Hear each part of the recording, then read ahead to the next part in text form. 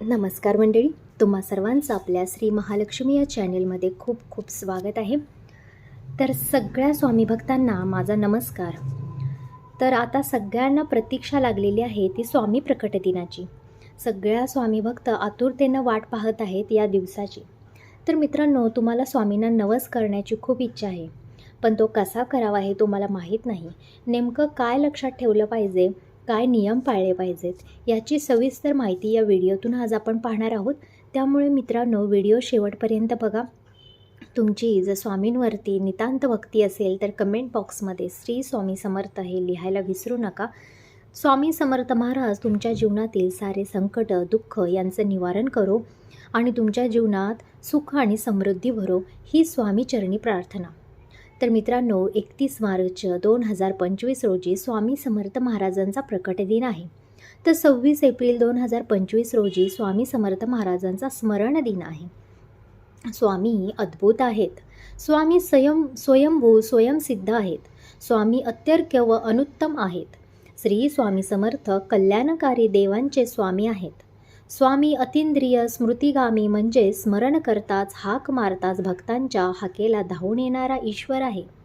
स्वामींचे महात्म्य आणि महिमा खूप अगणित आहे. दत्तात्रयांचे अवतार मानले गेलेले स्वामी अनेक मार्गाने भक्तांच्या हाकेला धावून येत असतात. समस्या, अडचणी यातून मार्ग कसा काढायचा हे स्वामी आपल्याला मार्ग दाखवत असतात. तर स्वामींना आपण मनापासून हाक मारली तर आपल्याला एक दिलासा मिळत असतो. अशी आशा लागत असते की आपलं हे काम नक्की पूर्ण होणार, अशी भाविकांची श्रद्धा आहे. समस्या संपत नाहीत, अडचणी थांबत नाहीत, संकटातून बाहेर पडण्याचा मार्ग सापडत नाही. कठोर मेहनत आणि परिश्रम घेऊनही काहीच होत नाही. अशी जेव्हा भावावस्था होत असते तेव्हा श्री स्वामी समर्थ महाराजांना नवस बोलण्याची इच्छा मनात प्रबळ होते. तरीही स्वामी समर्थ महाराजांना नवस करण्याच्या विचारात तुम्ही जर आहात तर तुम्हाला नेमकं काय करायचं आहे, कसा नवस बोलायचा आहे हे आपण आता जाणून घेणार आहोत. आयुष्यातील बहुतांश क्षेत्रात यश मिळावे, प्रगती व्हावी, मनातील इच्छा आकांक्षा पूर्ण व्हाव्यात, सुख आपल्याला भोगता यावे, आपलं कल्याण व्हावं, कुटुंब मुलांची प्रगती व्हावी, यासारख्या अनेक समस्यातून मार्ग हे आपल्याला स्वामी दाखवत असतात. आणि ही आपली मनोकामना पूर्ण होण्यासाठी आपण स्वामींना नवस बोलत असतो. आणि यासाठी माणूस आयुष्यभर झगडत असतो, प्रयत्न करत असतो, मेहनत घेत असतो. परंतु अनेकदा समस्या, अडचणी, संकटे एकामागून एक येतच राहत असतात. प्रारब्धातील भोगांच्या चक्रातून मार्गक्रमण करताना जीव मेटाकुटीला येतो. प्रयत्नांची पराकाष्ठा केली तरीही अडीअडचणी थांबत नाहीत. प्रयत्न निष्फळ ठरून पदरी काहीच पडत नाही. तेव्हा आराध्य देवताला शरण जाऊ अनेकदा नवसही बोलले जातात. स्वामी समर्थ महाराज मनातील इच्छा लगेच पूर्ण करतात.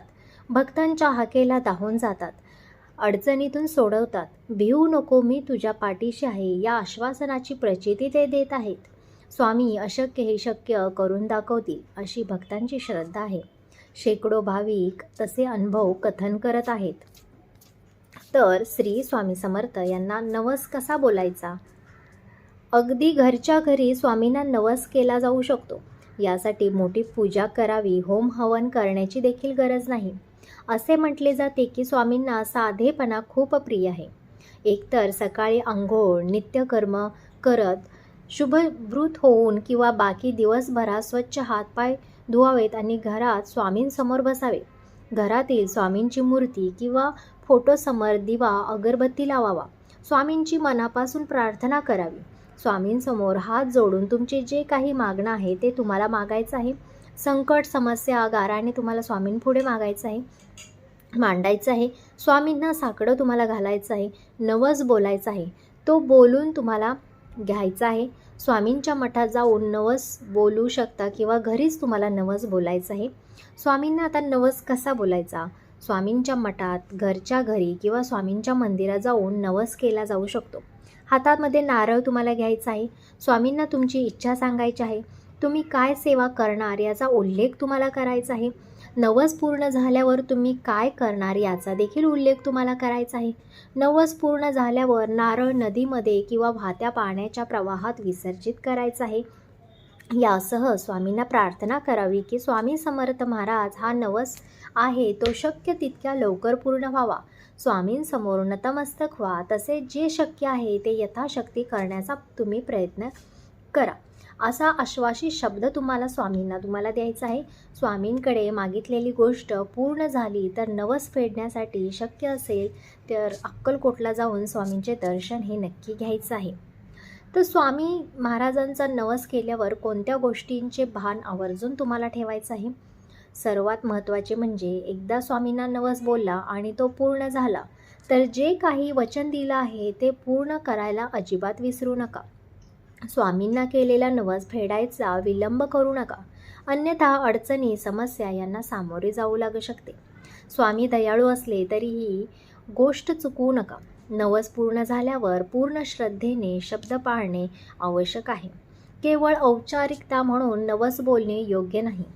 अंतर्मनातून भक्ती आणि श्रद्धा असणे हे देखील आवश्यक आहे. तसेच प्रयत्न आणि स्वामीबळ हे तुमच्या जर पाठीशी असेल तर स्वामी समर्थ महाराज तुमचा नवस नक्की पूर्ण करतील. स्वामींना सर्वात जास्त आवडणारी जी गोष्ट आहे ती म्हणजे सेवा.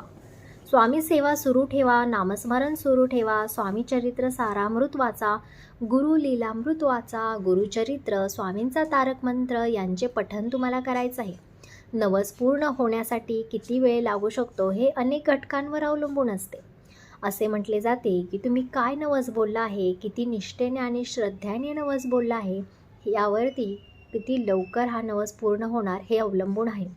स्वामींवर किती विश्वास ठेवता, स्वकर्मातून स्वामींना प्रसन्न करण्याचा प्रयत्न करता का, इतर लोकांना मदत करता का, सदाचारी आहात का. काही वेळा तुमची इच्छा पूर्ण होण्यासाठी नियतीचा योग्य वेळ येणं देखील गरजेचं असतं. केवळ नवस बोलून भागणार नाही, प्रयत्नांची पराकाष्ठा करायला देखील हवी. तुमच्या प्रयत्नांना, कृतींना स्वामीबळ, गुरुकृपेची साथ लाभू शकते. तर अशा प्रकारे तुम्हाला स्वामींसाठी नवस बोलायचा आहे. अशा प्रकारे जर नवस बोलला तर तो नवस लवकर पूर्ण होत असतो आणि त्यामुळेच तुमचे काही नवस बोललेले पूर्ण होत नसतील तर तुम्हाला अशा पद्धतीने नवस बोलला पाहिजे.